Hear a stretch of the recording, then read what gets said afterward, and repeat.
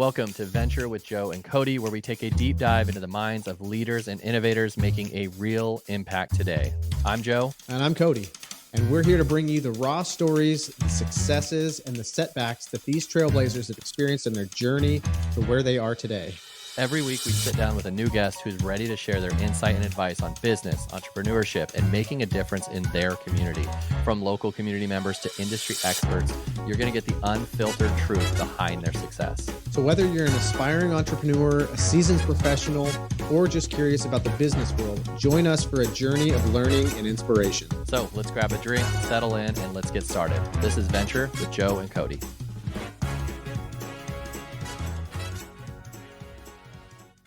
Hey guys, it's Cody and Joe. Welcome to Venture with Joe and Cody.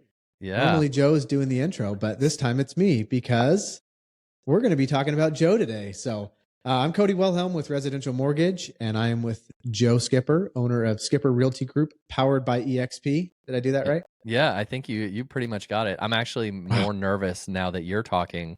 You should be. I'm not as nervous when I just generally talking to other people. So I don't know if that's because you're going to ask me crazy questions or I am. what, but I am a little nervous. So bear with me. Well, we did an episode on me a while back. Yeah. And I felt like, I felt like it's your turn. We've had a great success with interviewing other people, and now it's time to get to know who is Joe.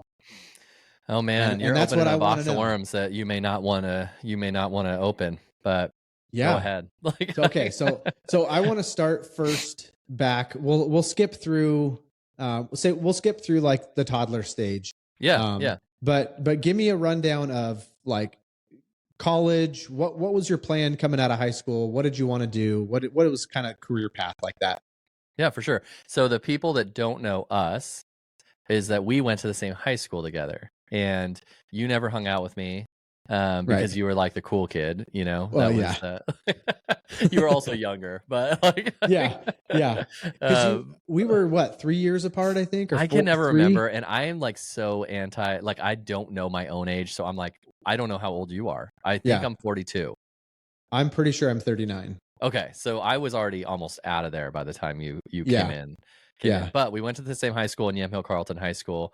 That's where we harken back to, you and I. But anyways, I grew up in Yamhill Carlton, in Carlton when it was OG, before it was cool, before it was wine country. You and I grew up in Yamhill Carlton, and like when it was like just two small crappy-ish towns.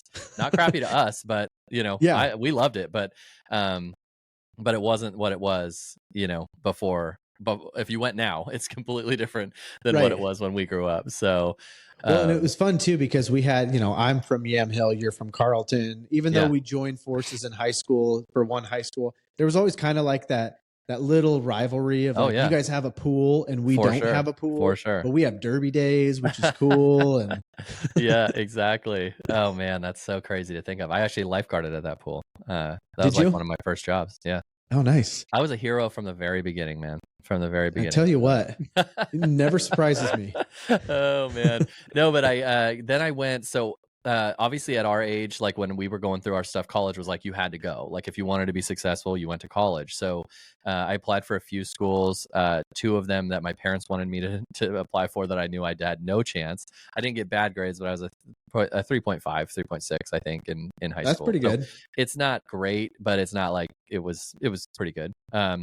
You were passing classes. SATs were a whole different world. I took them twice. I got less on my second one than the first one. Everyone's like, take it twice, you'll get a ton better. I was like, no, I got worse. I got dumber as we took Can I keep a better score? So needless to say, I didn't get into the schools that my parents wanted me to do, which was Notre Dame and University of North Carolina, because my dad went to University of North Carolina.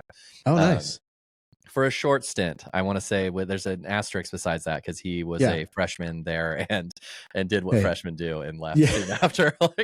He's a Tar Heel though. Yeah, exactly. He's a Tar Heel. So we've always been Tar Heel and Notre Dame fans. My mom's Catholic, so it's like Notre Dame and Tar Heels was what our family grew up liking. So, anyways, I had no interest in Oregon State, but applied just because that's what people were doing, and applied to Oregon State and got in there. So. Got into Oregon State, the only school I got into. And I was like, well, I'm going to Oregon State. And graduated there, met Christina there, my current wife, met her there at Oregon State within the first few weeks of school. I was in a fraternity. She was in a sorority, and we met on this freshman kind of get together thing there's this big event, Sing. It's called Sing at Oregon State. I don't think it exists anymore, but basically the kids, two fraternity and sorority, got together, and we actually like trained, like it's a legit thing that we trained for Mom's Weekend to do this musical. Like a fraternity and sorority each picked a musical, and then multiple sororities and fraternities did like a different musical and did it as in the performance in Gill Coliseum for moms, Really? So anyways, yeah, Christina's sorority got teamed up with us for that, and the rest is history. And funny side note, I met her parents for the first time. At the time in college, I had long bleach blonde hair, like surfer dude, long bleach blonde hair. Well, for the event, we had to put makeup on because it was like a performance. Like, so they put eyeliner and lipstick and makeup. Yes. And I met her father in that state, like before, and he still likes me to this day. Wow. Which I'm shocked by, but I was like, this is not the way you want to meet a dad. But but anyways, so you guys did you and Christina then, like, obviously you met early on there, were you guys kind of together the whole time, or were you just friends for a while and then it kind of developed, or did you guys just jump right into it? Yeah, it's been we jumped right into a relationship. However, that typical college, young, being stupid, we both kind of went our separate ways and came back together, and kind of constantly were intertwined in some way or another. So, but yeah, I would say we dated most of our college and had some breakups here and there, but yeah, dated most of college through that. So yeah, you got to get him out. You got to get him out of the way, right, before you get married. I know, exactly. So met her there, and then I graduated there. My story, the more I talk about it, the more crazy or chaotic it is, because I was studying to become a physical therapist at Oregon State. I had no interest in what I'm doing now. I had no interest in what I did in a previous career, which we'll get into, but I love the sciences. I loved exercise, sports science. I loved the human body, studying anatomy, studying physiology, kinesiology, and all that stuff. And I really enjoyed it. And so I did really well in school. And then oddly enough, and I think that was partially my fault, partially maybe the university's fault, is that they put you in these internships towards the end of your college career, probably assuming that you like what you're doing by the time you're a senior. And so I started to go to physical therapy offices to do my internships and just watch what physical therapists do and help out. And though it's interesting, I started to realize, man, I don't know if I want to go to grad school for another 3 years at $20,000 a year to get a degree that I don't know if I want to do the rest of my life. And at that time currently I'm already paid school off. However, I was paying for my undergrad by myself. So to me, the money was an issue. I was like, I really need to know that I'm going to spend $60,000 to get a doctorate in physical therapy to do a career that, I really love. So blessing in disguise, I just kind of was deterred from it. And I was like, I can't do this. So oddly enough, my dad was prior career military guy, and said, why don't you just go into the officer program with the military, and then you can kind of get your feet on the ground and kind of see what you like. If you're coming out of undergrad, that's the best thing he suggested I do. He's like, if you don't want to do physical therapy, you're kind of niched in there with physical therapy, the degree. So anyways, I actually went through a lot of the process. I ended up graduating with an exercise science degree generally, just to kind of graduate early, and applied for the military, got into, man, it's been so long, the Navy officer candidate school, and went through like MEPS, all the physical stuff, all the, the getting you prepped to see if you're qualified and all the stuff. So I was going to do it. Like, I was on the route, and a buddy of mine randomly from the fraternity was a Seattle police officer, or Bellevue or somewhere near there. And I just happenstance was talking to him about something. And he said, well, if you like the military, why wouldn't you just go police work? He's like, I was a state trooper in Oregon before I was up in Washington. And why don't you just do law enforcement? Because at the time, state police did their own boot camp at Camp Rylea in Astoria, Oregon. Oh, okay. And it was a boot camp style. It was you were yelled at from the very beginning, and kind of that boot camp. He's like, if you want that training, like that military style training. Why don't you apply for the state police? And I was like, okay. I applied, and I applied for Carlton PD, did not get in. Not that I'm bitter about it. But like now that I look at it, I'm like, wow, did I not get into Carlton PD? But but I didn't know. I just was applying. I was like, I don't have a path. So the state police, I always joke that the state police like was trying to fill a class, because most officers that applied for the state police took 1 year, 1.5 years, 2 years to get into a recruit school. And from the time I applied to the time I was at Camp Rylea, I think it was 6 months. And so, so it was super fast. I really didn't even have a chance to think about it. And so, went to the state police. What a wild, like, just you're going this direction and then you just jump over here. Yeah. I mean, it was crazy. And never having thought of being a cop. I liked cop videos. I liked watching cops, like most people do. Like that was my motivation to be a cop. Most cops, now that I know them, wanted to be a police officer, like their whole life. That was what they wanted. Joe Skipper knew he wanted to be a cop like 6 months before he became a cop. I'll try it out. Why not? So it was an interesting ride up to that point, man. And how long were you in law enforcement then? So I went 15 years. I was in law enforcement with the state police. Had multiple careers through there. The cool thing about the state police was it was so diverse in the sense that you can not only move to different locations throughout the state and still stay with the same company, more or less. You know, whereas if you were a city cop, if you want to go to another city, you got to apply and do all the thing. Where the state police, you could move wherever you wanted and still be part of the state police. And but also they have so many, at least in Oregon, the state police is actually what's called a state police. A lot of people think of just highway patrol, and that was primarily what all state police do. But ours was unique in the sense that we have a major crimes division, we have a arson division, we have a bomb division, we have the SWAT team, we had like a multifaceted real police agency that allowed me to go to different areas within the state police through that 15 years. And it was pretty crazy ride. Yeah. So when you're going through that, and you're changing, if you want to call it, jobs within, is that something where you found yourself kind of getting interested in this other department or this other area? Or was it something that you're kind of being encouraged by someone like, hey, we've got an option or an opportunity here? Like what brought you kind of down that little path throughout the different branches or jobs throughout law enforcement? Yeah, it was a little bit of both. I went in obviously not knowing what I wanted. I was not a cop's cop. I was not, as you can tell by me and how my personality is, I don't fit the stereotypical cop.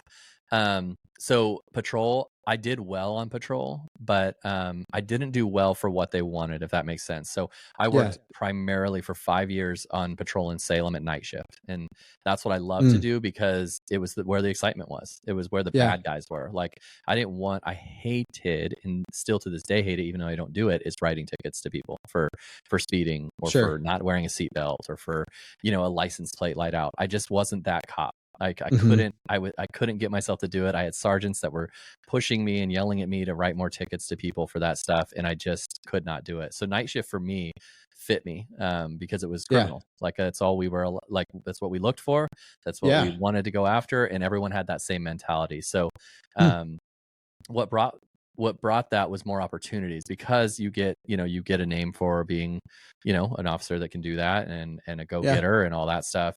One, I got bored, which is odd to say now that I think back on how exciting that job was, but I started to kind of get done with it. I didn't, it wasn't that I was bitter about it. I just was like, it's time for something else. Yeah. Because I did a lot of criminal stuff on the patrol end, I got to know a lot of the major crimes detectives in Salem through those years. And so, I was able to talk with them and get to know them. And so when opportunities arose in the major crime section, they kept reaching out to me. And it's funny, I hope he pays attention, but a sergeant of mine, when I was maybe 2 years on patrol, I applied for the major crime section because I was like, I'm ready. I can do major crimes. Like, this is no big deal.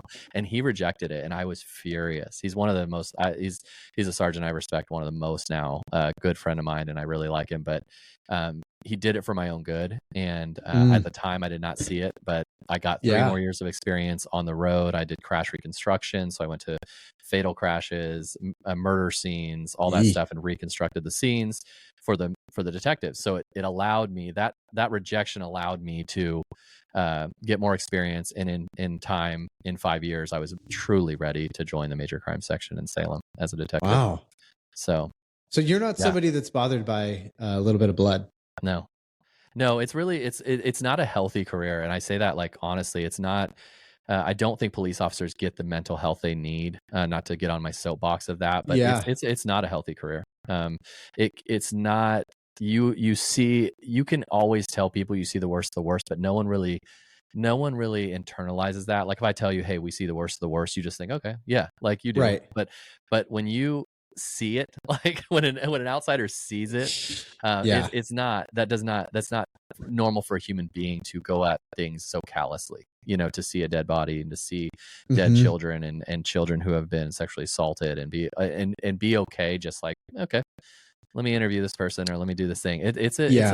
I don't think they get enough credit for what they do, but also I don't think they get enough help for what they do mentally. And I think we saw a lot of that with officers that either, did harm to themselves or breaking up families and all that stuff. So it wasn't a healthy career. And I was on the verge in patrol of divorce multiple times for that reason. I think you just get addicted to the adrenaline. You get addicted to, your team is your family. Your new family are the people that are on the road with you, seeing that same crap, seeing all this stuff. They're the only ones that relate to you. Your wife can't relate to you anymore, or your partner can't relate to you. It can take you down a bad road. So looking back, I'm glad I got out at the time I did, because I think it would have set me down a different path, in my personal life for sure.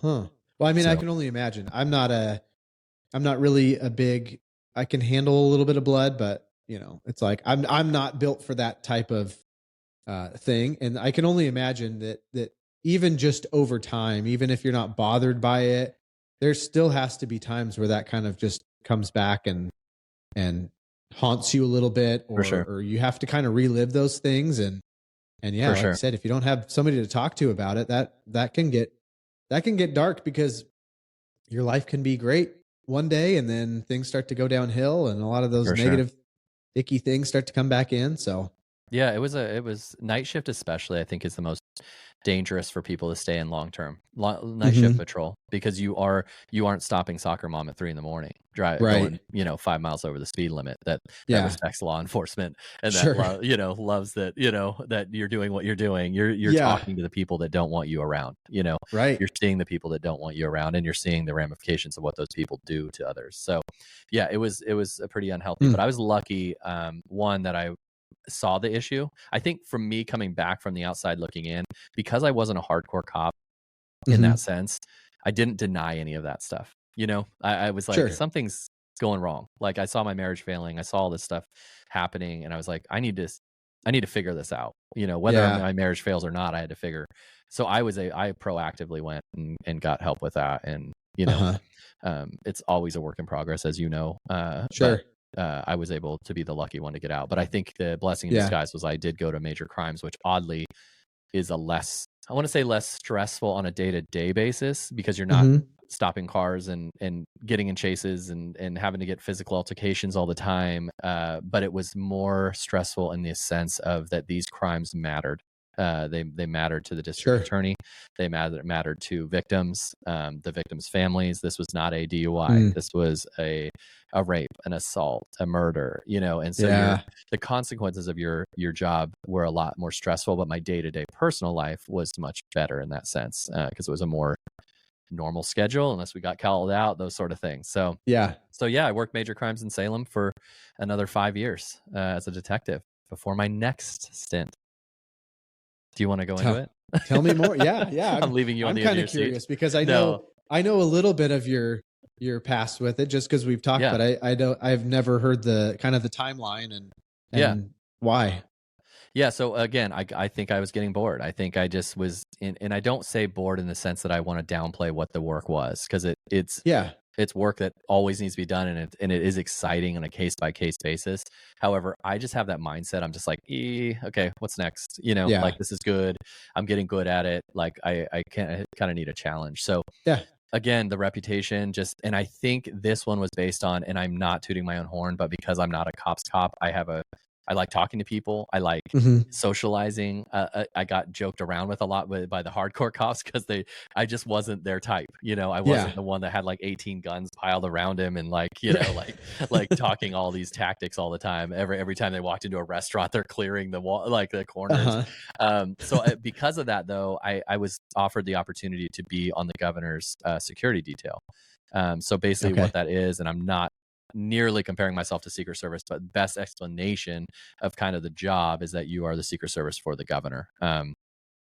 We basically go with her from the time she wakes up, or she at the time, but wakes up to when she goes to bed. So what comes with that is they need a very unique personality in law enforcement. They needed someone that not only was tactically trained and capable of taking care of an issue that happened, but also was able to socialize with not only the governor and be on a daily basis representing the state police in front of the boss of the state police, but also her staff. And so they needed personalities in there that could get along with people, represent the state police well, but also do the job tactically when and if it was needed. So I spent 4 years with Governor Brown on her tenure there at the Capitol, and then went to my next career.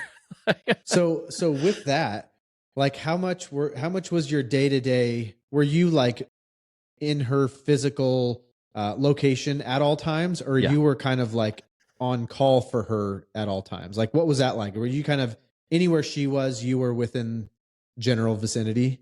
Yeah, so it's you're with her. Like you get to know her family, her friends very for lack of a better term, intimately. Like the fact that we know her. She knows my family, she knows the kids, she knows who they are, she's met them. So as much as I think when they get briefed when they first start in this job, and depends on the governor, she was briefed that we are not your buddies, we're not your friends, we're not we're there to provide a duty to you. But she kind of disregarded that right away and just asked questions and got to know, which was good. Like I see both sides of that. And she wanted to know, if I'm going to be sitting in a car with someone on a trip across Oregon every other day, like I want to know who they are. And so, but we're with her. Like, so she has a staff that protects her 24/7 at every point. It's 24/7. Our team was the team that basically said when she wakes up to when she goes to bed. So we would pick her up when she needs to get picked up, and we're with her all day in the meetings, in the social events, in the car we're driving, in the at the restaurants, when she's shopping for clothes, when she's shopping for groceries.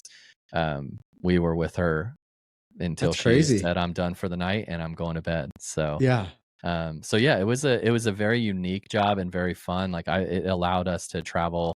I traveled the United States all the time. A politician, especially at that level, is in DC all the time. So we went to DC on the regular. I went to Japan with her on a business networking tour. I forget what they call it, but a state visit type thing from there. So went to Japan for I don't know if it was a week or 2 weeks or something. Just a fascinating job to see the intricacies of government, but to know, to see these power players and see how it runs and see who's who, and you see the who's who in business, in real estate, in government. Like you're seeing, all of that firsthand. So it's pretty fascinating to be a part of. Did you ever hear my name brought up? Yeah, a couple times. Okay. And it wasn't a good way. It wasn't in a good way. But but before that's I left, I asked if they could take care of some things for you.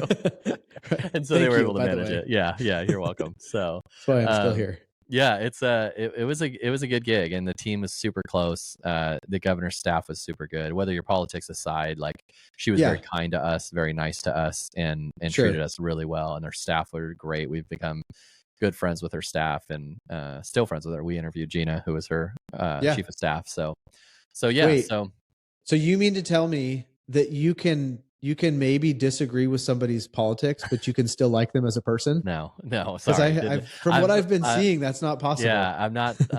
I must not have made myself clear. That's not the case. Yeah. No, but it was funny because the cops generally are conservative. Like, and so we had a lot of my team was, and but there was we all became friends, and it was interesting because we all joked about it, that it was like, it would be nice if society did this, that we could joke about each other's political beliefs and, jab each other about different things. And we had, a person on our team that was super conservative, and he would always do these little jokey challenges to the governor's staff. And it just, we all had a relationship that was like beyond politics. Yeah. And it was great. Yeah. And so, Gina and I disagree, and she'll tell you multiple that we disagree on a lot of things, but we're still super close. And so it is weird. Like, and I wish we were able to portray that to the world, to say, look, we may differ on beliefs, but there are some really fun, good people that you can be, really close to, and not have to hate just because they think in one thing or the other. So yes, exactly. Okay, so you're working with the governor. Yes, sir. And you were there with her for 4 years. 4 years, yeah. And then where were you at that point? Were you like still committed to it, or were you starting to kind of get bored again, or what? It kind of everything kind of looking back, kind of like it spurred me to the next thing naturally, and it was really good because the Dignitary Protection Unit gets compensated very well because we work a lot of hours, and so as state troopers, you got overtime. And I don't know what it's like now. I don't know what the pattern is, but at the time, like, we got a lot of overtime and it's governors are always in a campaign season, so they're always late nights, always at parties, always at events, always. So the good side of that was good compensation for what you did.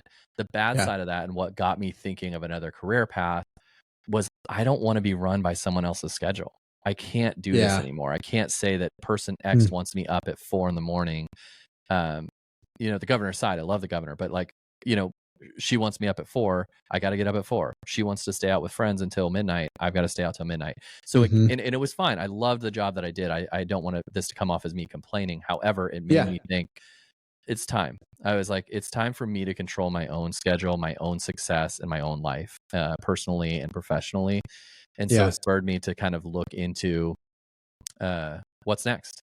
And I think COVID was, a little bit of a blessing in disguise, in the sense that when COVID hit, I had already been thinking about doing real estate. Long story short, my in-laws have been in real estate 30-something years. Great people, helped us buy and sell homes, saw how they worked and how they treated their clients, and was like, and I envied the fact that whenever we were on vacation with them, they could still work and be on vacation. Whereas oddly enough, Christina, who had at the time worked for Bank of America, hated that. She loved the 8 to 5 and being done. And, she was like, I cannot stand that they do this. Like, I was raised that way. And I was like, I love that they do this, that they can be at the beach and working and, and producing and making their own life and their own career. And so anyways, I naturally fell towards real estate because of that. I saw what they did. I was like, that's what I want to do. So real estate's the natural option. Yeah. So I had already, I should know timelines a lot better, but when COVID started hitting, I had already started getting my license, already started working on my real estate license, just on my off time to try to get it. And then I was thinking, well, let's just get it. I slow rolled too much looking back. I should have jumped at this a lot sooner, now that I've seen kind of what it's like. But when COVID hit, everything froze. Like, nothing moved. Like, the governor could not move personally, and she just wasn't allowed to leave. So we were stuck in an environment where we were with the governor, working 12 hours a day in an office building that no one else could be in. It was locked. It was locked and secure. She was in multiple secure facilities. So we just kind of sat around. And I don't want to get anyone in trouble, but it was boring. Yeah. And so I thought to myself, I was like, well, let's just get into this real estate thing. I'm not doing anything else. So I was able to study a lot more of the industry and a lot more of the ins and outs of real estate, because I had so much time to do it free. And I was like, dude, I'm not doing anything else. So rather than twiddle my thumbs looking at Twitter or looking at social media, I'm just going to start learning real estate. And that's what I did. And as you know, the rates for real estate, real estate interest rates just tanked. So it was kind of perfect timing. I was learning the industry. I had connections with the governor's office and police friends that were moving and selling and those sort of things. So once they got word that I was doing it, I was starting to sell and buy homes while I'm working with the governor at her office. And the team was super cool. They're like, look, if you need to go, if you need to take a day off, if you need to do whatever, we can come in and replace you. Like, they were amazing team, super good friends of mine still, and I love them to death, but they were like supportive of the journey. So anytime that I needed to go show a house or to take this day off because I knew I was going to be doing something, because as you know, in real estate at that time, it was like, I need to see a house today and write an offer today, like if I like it. And so it wasn't a let's schedule it out for Saturdays and that's when my days off are, because I didn't want to portray to my clients that I had something else, because you want to show that you are competent and that you are there for them at all times. And so I was able to do it during COVID because the governor was sitting in an office all day. She couldn't go to parties. She couldn't go to events. She couldn't go to anywhere. And so I just started selling homes and slinging homes. And so I hated COVID. I think we all hated COVID, but I think the good news that came out of that was it spurred me to say, I got so busy with selling and buying real estate that I couldn't do both and do it well, especially as she started to transition out of our quarantines into more normal life, because the governor obviously had to push out before everyone else to go start doing things and start running the government. So we started going places and started doing things that restricted my home buying and selling and being a real estate agent. So it got to a good point where I was like, man, I can't dip my toes in the water anymore. I've got to jump. Like, I've got to either commit to the state police and commit to my team and commit to the governor, or I need to join this to get on real estate and do it well. Wow. So you're like, hey, while we're going to this meeting, can we swing by this house really quick? I need to show this. Dude, she knew, and the governor was super cool, and the governor knew it. She knew she's like, I know you're going to be successful, and I know you're going to leave me at any time. I just like, thank you for doing it. She knew. And so it was a great thing. And not that I did anything. There was one time, and I can say it now, and hopefully I don't think I can get in trouble. But there was a time that at the time it was super hot. People were writing offers like crazy. And I had a client that was like, I have to write an offer. And so I was at an event. I forget where it was. We had tons of people. So everyone disclaimer, she was safe. But we had tons of people. It was like we had extras because COVID was a hot time for, people and all that. So I think I was in the car and I said, guys, just call me if you need anything. I'm on the radio. We had their earpieces, but I got to write this offer really quick. And so they basically, and that was the time that I was sitting in the car. I was like, I can't do this. Like, it's not, this isn't how it should go. So and that's kind of shortly after I told the governor and my sergeant that I was like, I'm giving you, I told him I was going to give him to the end of the year. And then I kept shortening it because I was like, I'm just too busy. I can't leave the team hanging. They need to replace me. And so then I jumped into real estate full time. Wow. It was crazy. Here I am. Here you are. And you got to see the wild COVID chaos of the real estate side to then now here we're sitting where it's a little different story, but definitely. Yeah. Wow. It's been a wild ride. Yeah, no kidding. So you stopped with that and then you just jumped in all on your own. Did you have somebody, I mean, it sounds like your in-laws, did you kind of use them as mentors? Did you have somebody that you kind of like, they took you under their wing, or did you just jump into it and like learn as you go on the fly? Yeah, a little bit of both. And I think, I'm a self-learner. Like, this is probably a fault of mine, but I don't like mentors. Like, I think it's maybe an intimidation factor that I don't like reaching out for a mentorship or reaching out for help. I like to learn it on my own. So I started with Realty One Group, who is it's a great agency down in Salem, and it's all over the world. But Ty got me into Realty One Group. Great company. They allowed me to work with the state police as I do this. So it's just super, just on your own, like do your thing, but you're not going to get the help that you want. Then a buddy of mine, Patrick, started a smaller brokerage that was super hands off. It was like, you're not going to get the training, but you're going to keep a lot of your money. A lot of your commissions are going to stay with you. However, what comes with that naturally is you can't have the structure to provide you with mentorship and training and things like that. And I was like, at this point, I can't take it because I'm working 60, 70 hours a week. with the governor's office, and I don't have time to have a mentor that keeps me on making phone calls or reaching out to people. I was like, I just have to handle what I can handle. So it was perfect with Patrick and doing that. And I kind of self-taught. Patrick was a super help. The people that helped me when they were there are super helpful. But as to mentors, I didn't really have a mentor, which I think now looking back, like slowed me down. I think would have been more successful faster if I was more structured and went that route. But what comes from that is I learned a lot. I learned a lot from my own mistakes. I learned a lot from the things that I did wrong. And then finally, like the mentorship has really come now, honestly, with EXP. And it's not a props to EXP, even though I do think it's a great agency. But the group that I joined, I got to a point with the brokers, the small brokerage I was in, that I was at a success level that was great, but then I just plateaued. I didn't know where to go to take off even further.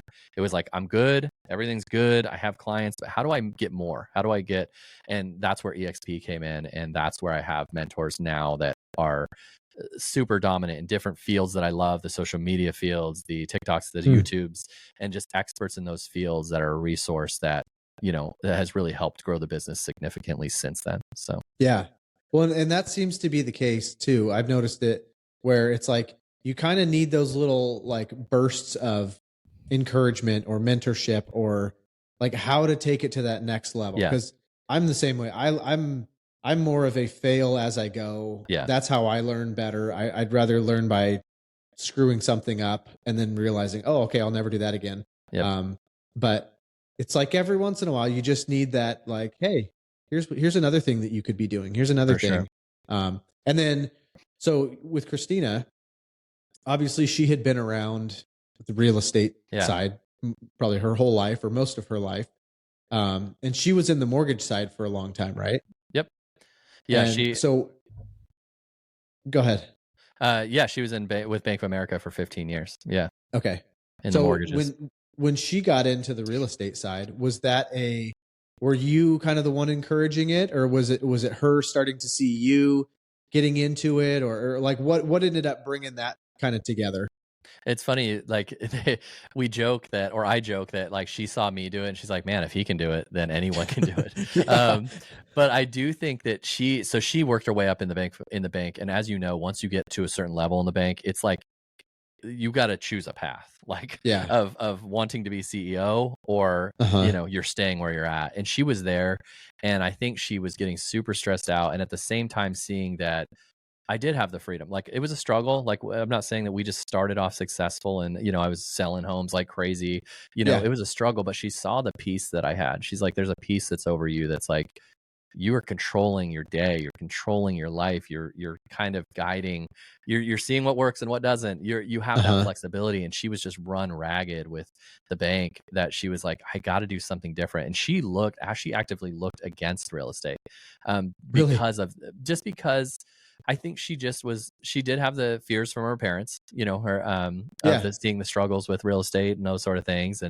And the fear that we are now going to be on a non-stable income, so she's like, I don't think we're at a point where we can do this. And so went from 2 salaries to now to go to 0. Yeah, exactly. To month to month or whatever we get. So I think that, and then it got to a point though, that she was like, look, this is working for you. You're doing well. Maybe not as well as we would be doing if we had 2 stable incomes that we used to have, but she saw the opportunity there. And so I think she made the jump. She's like, I've been looking everywhere for a steady, just 8 to 5 job that can cover our insurance and give us some sort of retirement while you do real estate. But I kind of like told her, why not go for it? Like, let's just do it. Like, we'll be successful. I said, worst case scenario. I read this, it was either a book or a statement from someone, and you might know, but basically it was like, go over your worst case scenario. Like, truly go over, like, what is the worst that could happen to you if you do X?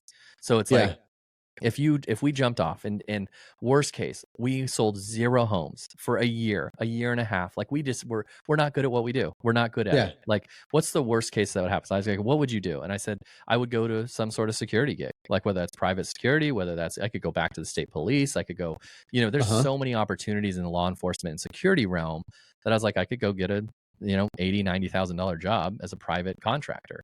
Yeah. Easy. And I said, what can you do? You could go back to the bank, you go to lending, you go to whatever. So I said, they're like, if the worst case scenario isn't that bad, just do it. Like, absolutely. And I was like, and I really took that because I was like, yeah, because this author or this person said, look, you could be a manager at McDonald's. You're not going to fail. You're not going to go to the point of living on the streets, Yeah. So if that's not the case, then don't be so afraid of it. And so I think I took that very seriously. And I told her, I said, look, we will be successful, and let's go over worst case.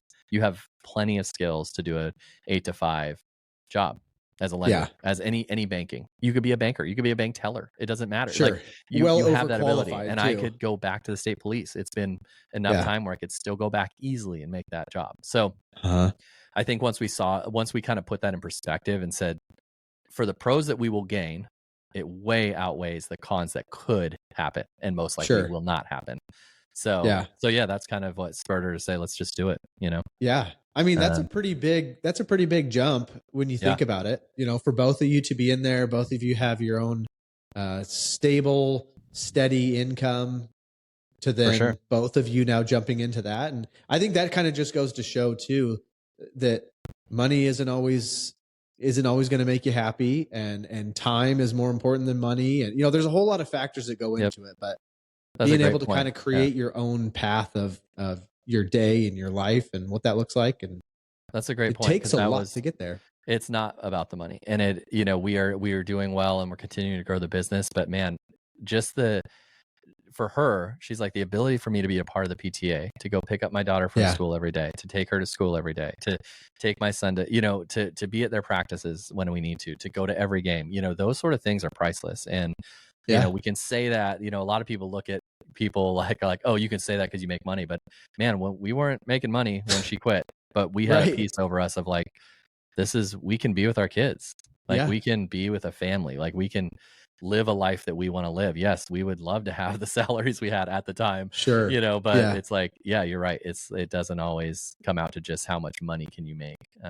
Especially I think that comes with success, but totally. And especially with kids too, I think it kind of magnifies that of like, all right, kids are only going to be young for so long. And am I going to look back and realize that I worked all of the time and I hardly got to spend any time with them? Or maybe we were a little more poor than I'd like to be, but I got to enjoy all that. And now I have the next 30 years to make lots of money. Absolutely. Yeah. So we've kind of stepped into it and never looked back and just kind of continue to try to grow the business. So, wow.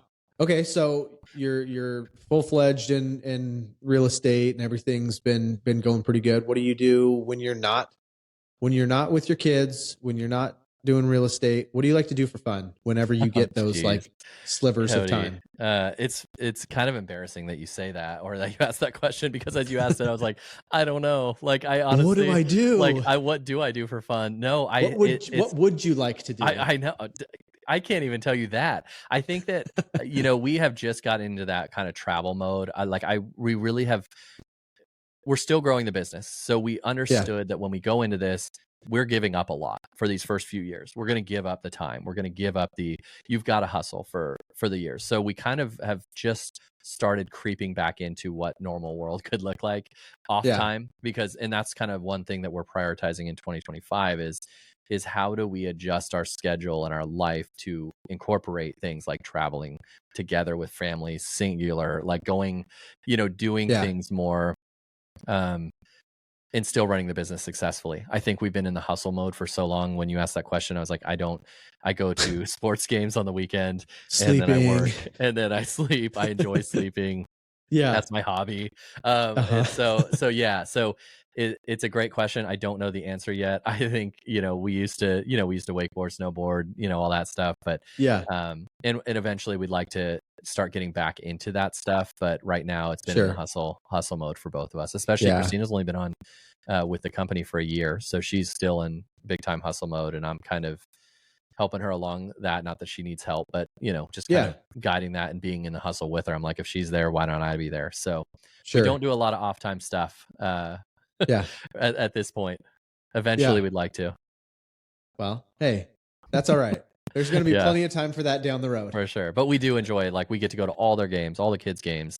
all all the sports stuff is super fun for us to go to every weekend. So we, it's busy, but we really do enjoy that. That's part of the reason we got into real estate, is to have that time to be able to be at all the kids' stuff. And that's what Christina appreciated with her parents. She's like, they were at all my things. Like, so we enjoy that. I think a lot of parents that work and have kids that they care about, that's probably most of their schedule. I don't really have a whole lot of time. Like, I'm happy to just get a couple hours to like mow the lawn and for sure. They're going away like obviously they're going away. I don't know when this is going to be posted, but Saturday as a family going to a friend's house, and I'm like, I have like a day. Like, I have a day with no one. What do I do? And I'll probably just hang out.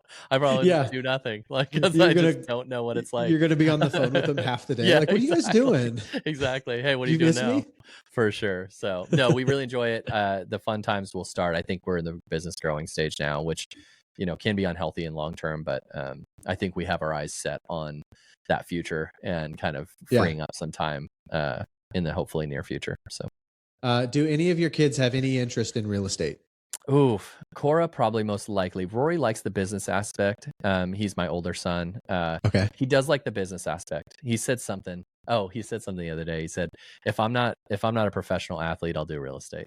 I was like, okay, like that's good fallback. That's 2 goals. Like, right. And so we'll see. I think that's the ultimate hope for them, is like, I think building this business to the point where they can kind of come in and even at the younger age and just work with us. And then when we're ready to go, they can take over. But you know, everyone has their own goals in life. And so we wouldn't be too sad if they moved on as well. So, but I think, it is kind of cool though, because you do kind of create a little bit of a path for them to be able to see it and understand it. And I think there's a lot of value in that too, for them just to see that side of the investment side of, what they could do in the future, even if they didn't work in real estate, realizing, oh, wow, real estate is a really good investment. I want to be a part of that.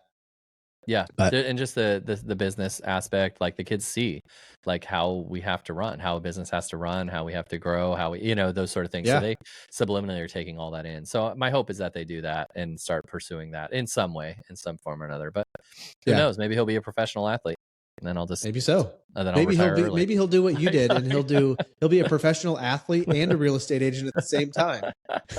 That's true. Or I could sell to his professional athlete friends. That's probably a better idea. Yeah. Oh, that's great, man. Well, I appreciate you sharing all that stuff. I know. Yeah. I knew some of that, but I didn't know a lot of that. So it was a whole adventure. It's good to get it out. There's all sorts of, maybe we'll cover one day. We'll go over cop questions, because those are kind of fun to cover. I almost went down that, but I didn't want to spend like an hour talking about the cop side of things. Yeah. So we could get to some other stories. Stuff, it's funny because we mentioned some of the gov stories and stuff. It would be fun to kind of go over that with people and kind of see, because I know a lot of people have those questions, and a lot of fun times and a lot of scary times happen through it. But overall, I kind of want to bring the governor on and just say, hey, can you just Joe can't hear any of this. Just spill the beans. What was Joe like? That's what I thought Gina was going to do. Gina and Gina was like second-hand woman to the governor. And so, Gina was in the car with us all the time too, and went on all the trips with us. So she's got the inside scoop, but she's good at keeping secrets as well. So, well, she's smart.